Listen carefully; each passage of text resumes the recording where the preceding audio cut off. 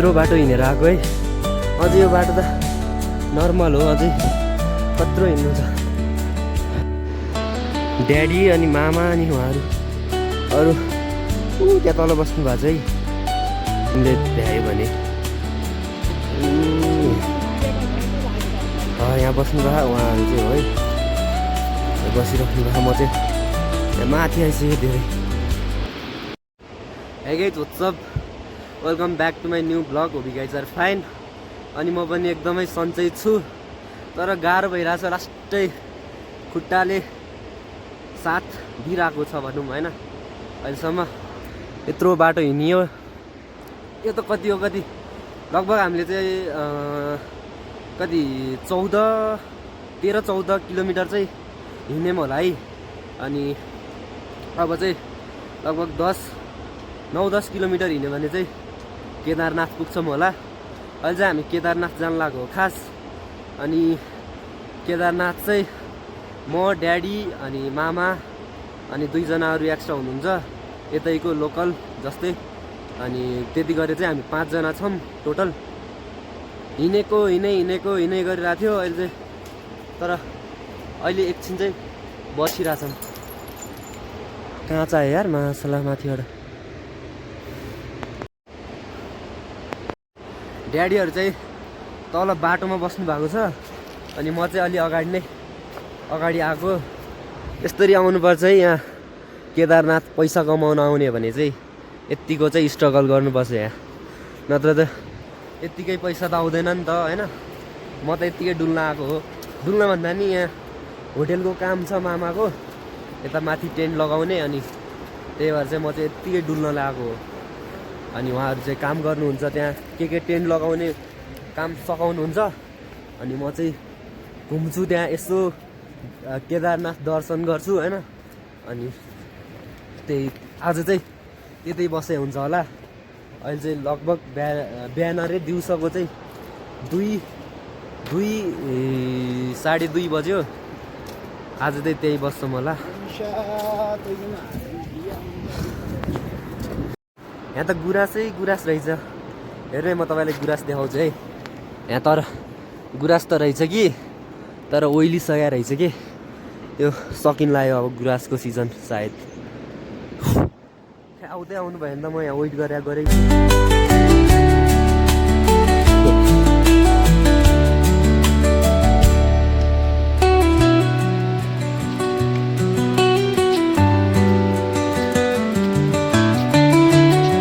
High गर्नु यहाँ।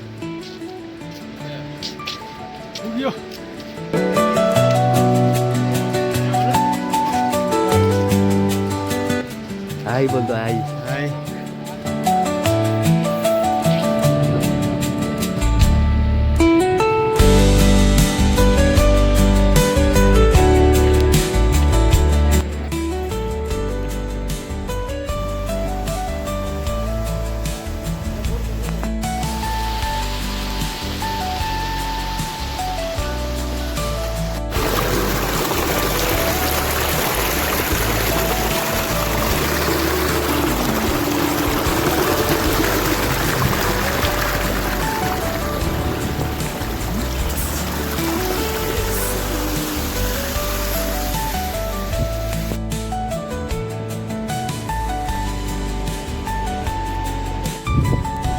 यहाँ हिउँ पऱ्यो।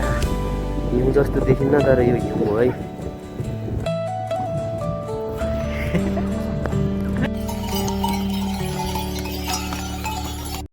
ल भन्नु, अहिले हामी कहाँ पुग्यो अरे ड्याडी? यति बेला हामी ट्यापचक्के भन्ने ठाउँमा पुग्यौँ। अझै हामीलाई केदारनाथ मन्दिर पुग्नलाई 7 किलोमिटर बाँकी छ। अझै लाग्छ होला 2.5 देखि 3 घन्टाको समय लाग्छ होला। हिँड्नलाई साह्रै गाह्रो भइरहेछ, किनभने यहाँ अक्सिजनको कमी हुन्छ साह्रै। त्यसैले गर्दाखेरि हिँड्नलाई अलिक गाह्रो हुन्छ, किनभने सास कम हुन्छ। सास फेर्नलाई अलिक गाह्रो हुने भयो हुनाले हिँड्नलाई पनि अलिक गाह्रो हुन्छ। हामी माथि राति पुग्छौँ है। म त किनभने अहिले हिँड्ने मेरो बानी छैन, त्यही भएर मलाई त हिँड्ने बानी नभए पनि अलिकति हिँड्न मलाई गाह्रो भइरहेको छ। हामी राति पुग्छौँ अनि त्यहाँ बस्नको लागि चाहिँ कस्तो हुन्छ?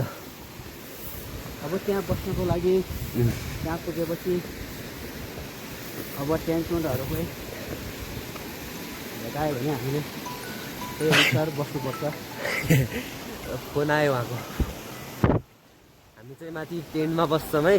टेन्टको यहाँ चाहिँ घाम पानी हिउँ हुँदै हुँदै हुँदै अगाडि बढिरहेछौँ। हाम्रो टोली चाहिँ यति हो। उहाँ ड्याडी, यता यता इन्डियाको भैया, अनि उताको पनि भैया, अनि ऊ त्यहाँ यो बिचको चाहिँ मामा। हामी 5 जना चाहिँ हिँडिरहेछौँ लगातार आफ्नो डेस्टिनेसनमा। चाँडै नै पुग्छौँ। पानी परेन भने चाहिँ मजा आउँछ, सजिलो हुन्छ। आप बोलो केदारनाथ अब कितना टाइम पहुँचेंगे हम? कितने टाइम पर? केदारनाथ लगभग अभी जाएंगे हम 2 घंटे। 2 घंटे पूरे लगेंगे ना? 2 घंटे पूरे लगेंगे। उधर रहने के लिए कैसा होगा? ऊपर रहने के लिए होटल हैं, टेंट वगैरह है, सब है ना? अभी तैयारी चल रही है। अभी आपका ये फर्स्ट टाइम कितने बार जा चुके हो आप? बहुत टाइम। और टाइम तो मैं दर्शन के लिए गया हूँ। इस बार फर्स्ट जा रहा हूँ मैं यात्रा खुलने से पहले। बिजनेस के लिए ना? बिजनेस के लिए। इस बार टेंट निकले हुए हैं तो टेंट के लिए। आपका बिजनेस क्या है ऊपर? Tent colony. टेंट कॉलोनी है ना? कोई आए तो उधर रहेगा ना? सब हो जाएगा, रहने खाने की पूरी व्यवस्था। और आपका बताओ, आपका क्या है ऊपर बिजनेस? मेरे भी एक कैंटीन है ना? कैंटीन है। क्या क्या सुविधा है आपके वहाँ? ये लगा लो कोल्ड ड्रिंक से लेकर और खाने पीने तक। यहाँ पर अल्कोहल नो अलाउड है ना? हाँ, अल्कोहल नो अलाउड। यहाँ पे मिलेगा तेरे को ये स्प्रिंग हो गया, छोले समोसे, नाश्ता और लंच। सब वेजिटेरियन है ना? हाँ, सब वेजिटेरियन। आपका ये तो बहुत बार होगा है ना? मेरे भी ये फर्स्ट बार केदारनाथ में है, लेकिन इससे पहले हमेशा गोरकुंड में रहते हैं कैंटीन। दुकान का गोरकुंड में रहते हैं। फर्स्ट बार केदारनाथ में। मामा हजुरको चाहिँ यो फर्स्ट टाइम है। हजुरलाई कस्तो फिल आइरहेको छ? उकालोमा यहाँ खुट्टा पछाडि नसा चुडिगयो। हजुर के कामको लागि जाँदै हुनुहुन्छ माथि? बिजनेस छ भन्नु न। बिजनेस हुँदै गर्छ होइन?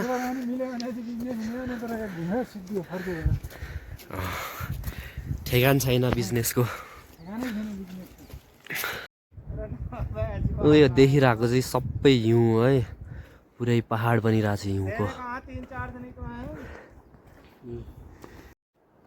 यहाँ अहिले घाम लागिरहेको छ है, एकछिन पछि अनि फेरि पानी पर्छ। म देखाउँछु तपाईँहरूलाई। घाम पानी हिउँ भइरह यहाँ चाहिँ। अब अनि अहिले हिँड्दा हिँड्दै गर्मी भइरह हिँड्दाखेरि अब माथि पुग्यो भने चाहिँ जाडो हुन्छ। जाडोले थरथरी काम्छ होला। अहिले चाहिँ म लास्टमा छु। अगाडि ड्याडीहरू अनि मामाहरू गइसक्नुभयो। यो पछाडि देखिरह नि यहाँ है, यो पछाडि देखेको चाहिँ पुरै हिम नदी हो। हिम नदी अहिले चाहिँ पुरै त्यो खोला जमेको यो हिउँले गर्दा यो पुरै।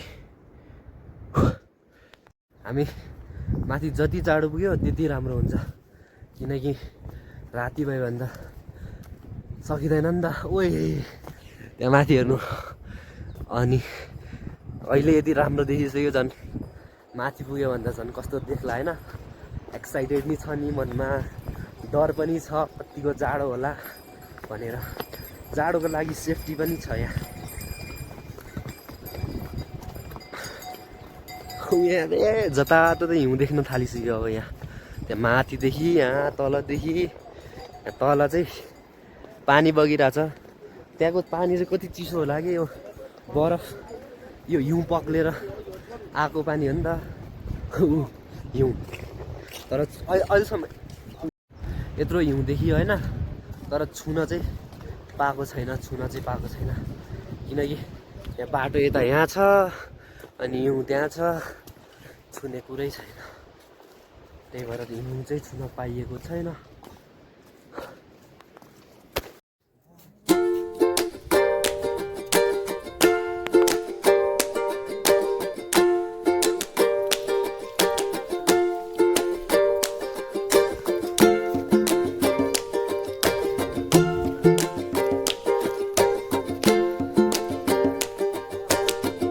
जता हेऱ्यो त्यतै हिउँ छ है जताततै यहाँ माथितिरको हेर्नु न झन् आप्पो जताततै के म त यहाँ हिउँको माथि चढेको थिएँ यहाँ मेरो हाइट हेर्नु यहाँ हिउँको अगाडि अहिले म यहाँ हिउँमा भिडियो बनाउनको लागि भनेर म लास्टमा छु कि ऊ त्यहाँ हुनुहुन्छ ड्याडीहरू मामा खुट्टाभित्र यहाँ जुत्ताभित्र हिउँ पसेर क्या भइदियो कति धेरै यो पुरै यो ऊ जम्या हो क्या यो खोला जम्या हो पुरै खोला जमेर यत्रो हिउँ पाएको हो यो यहाँ तलतिर यो चिप्लेटी खेल गयो भने क्या होला है सिधै तलमा खोला अब हेर्छौँ यहाँ पुगेर अब यहाँ टेन्टमा बस्ने हो कि कहाँ बस्ने थाहा छैन लेट्सी हामी चाहिँ अहिले यो केदारनाथको लगभग छेउछेउतिर पुगिसक्यौँ अब 2 किलोमिटर मात्र होला अनि आजको लागि चाहिँ यति नै सायद अब यतै बस्छौँ अनि भोलि बिहान केदारनाथमा भेटौँला है त अनि thanks for watching this video नयाँ हुनुहुन्छ भने सब्सक्राइब गर्नुहोस् अनि जोडिनुहोस् है अनि आजको लागि यति नै है त बाई बाई